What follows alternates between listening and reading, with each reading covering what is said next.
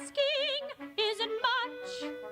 Once instead of all this sadness, from a man a little gladness. It's John Lennon here speaking with his voice. Words, poetry, witty banter. Writing on air from Chapel FM.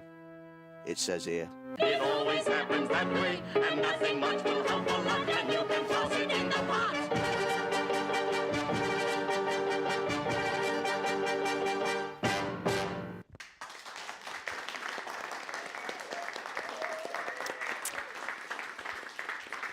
So good afternoon and welcome to the Radio Theatre here at Chapel FM for this afternoon's first performance from up here. We've done lots of programmes this morning that have been down in Studio 1. You can listen to them all again. But we're going to hear a piece from Huw Parlor. I met Huw as part of the men's magazine that you were part of. You came and you read it, Writing on Air. I was very impressed by Huw's writing, and this is a lovely piece. So give a big round of applause, big welcome to Huw.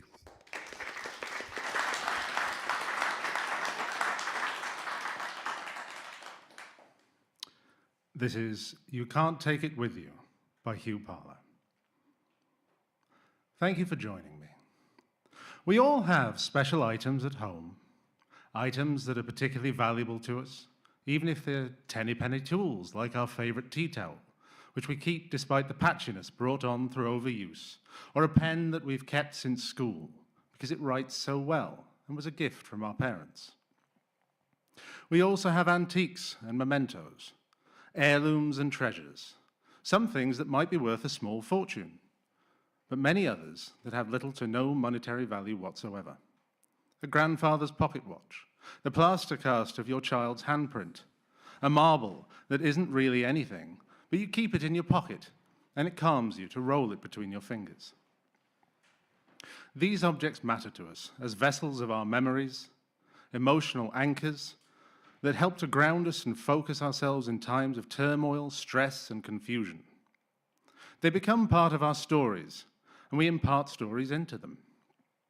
They hold unique presence within our individual lives, but as such, what could they possibly mean to anyone else? When we are gone, or separated from our items, do they still have stories to tell? Is there anything in an object that can read to us the lives it has witnessed, the love it was shown, the meaning it held to someone? House clearances are a good way of considering the lasting emotional importance of objects. So please listen a while whilst I explore those strange moments that follow the end of a life, when it becomes the responsibility of others to divvy up and determine the future of all the things a person held dear.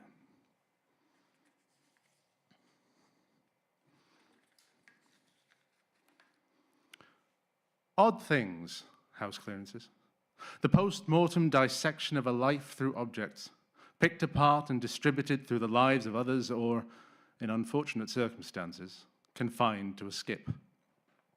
It's always a vulgar affair. No matter how much care and conscience is applied to the act, all attending come as vultures, buzzards, and crows, taking their cut of the carcass. I've seen a few. The first I was barely even there. It was the repast of a great uncle, for whom I wept as if I'd lost an old friend, despite being 5 and having met him only once. People whispered as they stuffed their faces about the quality of the curtains and the value of the tableware. No one worried about his pet budgies, or about the generations of family that had held on to the crockery and various other heirlooms he had treasured. It was years before anyone realized their significance to the family history, mapping marriages and birthdays, or that the embroidered samplers on the wall meant any more than the pretty stitch practice of some forgotten teenage girls, themselves long since grown old and gone. By then, they had to be tracked down, photographed, and recalled only as things that existed somewhere and were, if anyone was to ask, of only moderate relevance to a genealogist. Next, we passed through after her funeral. My grandma. Her things in the house as she left them, fag ends still in the ashtray, weeks old. My dad and I rifled through some photos and felt the pressing weight, the silence of her home. And it was still her home. Though she'd been dead a fortnight, no one could have moved in there as it was and hoped to make it anything else. Everything was as she'd made it. It smelled like her. It was full of her things. Being there felt like burglary. So we took the pictures that mattered and left, sorry for ourselves. Nearly 20 years later, and I still regret not rescuing my grandfather's mining gear from the coal shed. But what can I say? My mind was on other things. The worst of all was my other grandparents, my mum's family. Grandpa had been gone within a year, and Grandma was going downhill. Note, going, not gone. My uncle had his schemes take place and shipped her off to some forgettable nursing home to wait for death, surrounded by nothing except a picture or two and 4 blank magnolia walls. This was heartbreaking enough, but then came the house clearance. If my other grandma's house had felt like robbery, this was pillage. Looted and plundered like the house of some usurped lord, my family descended and took all that glittered and shone, anything that might sell or had any kind of value. They took things that had stories my grandpa had shared, stories that would evaporate now with an exchanging of notes or a check. Strange how something as dirty as money can wipe items clean of their past. I sat on the step at the front of their house, distraught and appalled, and I wondered who'd care for my grandparents' garden now it was taken from them. My uncle laughed when finally I asked for a bundle of candles the others had left in a drawer. Practical things, candles. I think my grandma would have approved. They were hers, after all. Apart from those, my parents and I left with nothing, whilst my relatives' cars sat fat with new possessions and forgotten dignity. We left the house and the family behind that day. We never told my grandma when we visited. She always hoped she was going home someday. How do you tell the living that their lives have been cannibalized and all they have left is the skin on their body and a limited time?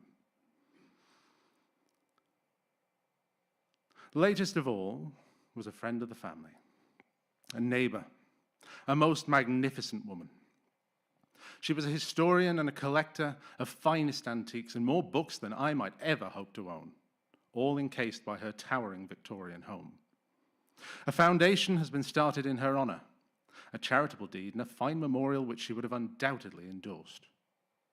I was invited to the house clearance, and instead, I went to the beach. For all the good works it might lead to, I couldn't participate in that. Clawing and grabbing and spitting coins and cash to get some trinket or treasure from the life of someone I could only aspire to? It felt uncomfortable indeed. Though, of course, I couldn't tell you any better way to do it. For me, it will only ever upset, whether it's the greedy plucking and picking at the leftover wealth of a grandmother, or the poignant sight of someone's ceramic owl collection in a St. Gemma's, a more common occurrence than you'd think.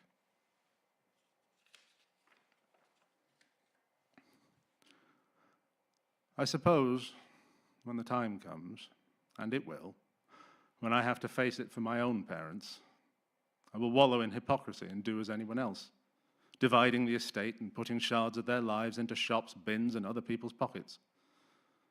Maybe I'll just leave the door unlocked, cry, "Have at it," to the open world and walk away, letting nature take its course.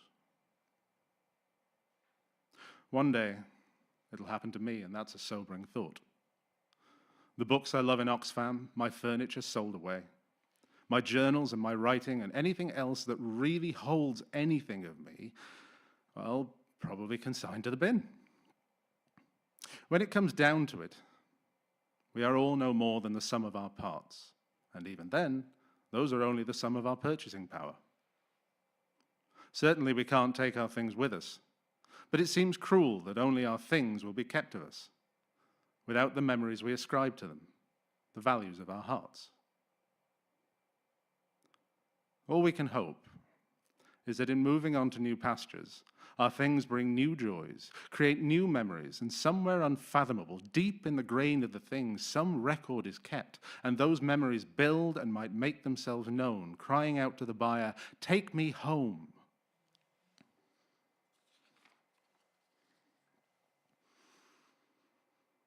So, once we leave our things behind, do they still contain any part of us? We know that all objects tell stories. We see hints of history in their wear and tear, the scratches in the woodwork, a charred stoneware cooking pot, the patchwork fur of a well-loved teddy bear. The Japanese philosophy and art of kintsugi is centered around the idea that objects carry their history with them. A thing becomes not less significant for the damage it obtains, but rather more beautiful. Because in repair, it tells a story. It gains personality. We know from something repaired that it was important enough to fix, not to simply throw away. It meant something to someone. Sometimes an item may be engraved with an owner's name or a significant date, but do these tell us anything of a person? Often only as much as the immediate significance of the object itself. A birthday present, an award, recognition. These scratchings show only a simple picture, a snapshot of one notable moment, and often tell more of the importance of the object than the person it was for. But we can assume the joy of the receipt, the ownership of such intimate treasures, the moments of reflection on past glories or the generosity of loved ones. We find nameplates and dedications in the front of books. See the turned corners, the stained pages, the cracked spines. These little signs and symbols of a book devoured speak to the hands it has passed through. Frequent readings and rereadings over many years and perhaps many owners have left their marks. The older the book, the more meaningful the scribbles in the front become with its scarcity. Or perhaps there's a date that puts us in mind of specific periods in history and gives us pause to consider what it might have meant to someone to receive this book at that time. Obviously, the more personal the object, the greater the tale it tells. At 8 years old or 80, you pick up your mother's hand mirror, and in it you see yourself reflected. But also you see her doing her makeup with mirror in one hand, mascara in the other. Her eyes wide as she gets ready for work and tells you to get your stuff together for school. She'll drop you off if you're quick about it. Perhaps it's the battered old barber jacket you wear in the garden. Long since waterproof, but still smelling of your dad.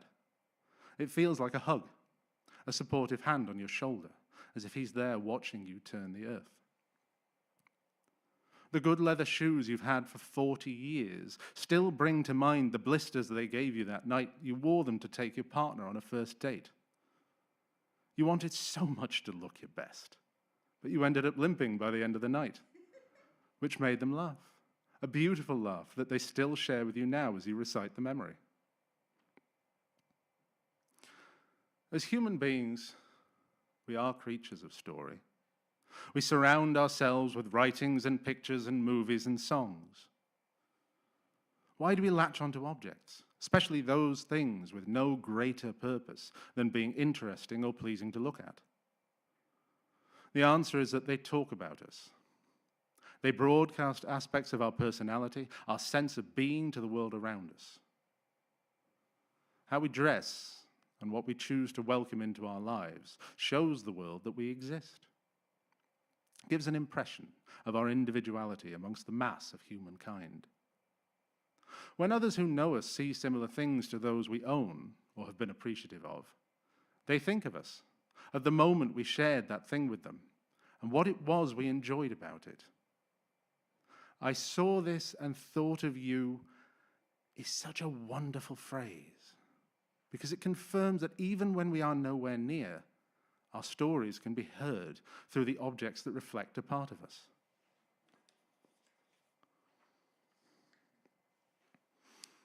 Thank you for listening. I hope I have given you something to think about, both of the value of other people's lives and of your own, and the emotional significance of a person's possessions and what stories they may tell of us for generations after we are past. Treasure your heirlooms and keep them close. In their own way, they listen to you, learn from you, and take on a part of you. Perhaps one day, years from now, someone will pick up that marble you kept in your pocket all those years and feel the warmth of your fingers on theirs and share in the calm it brought you. And in that moment, a story will be told, and in some small way, you will be remembered.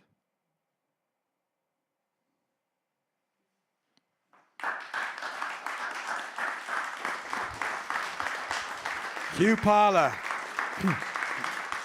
Thank you, Huw.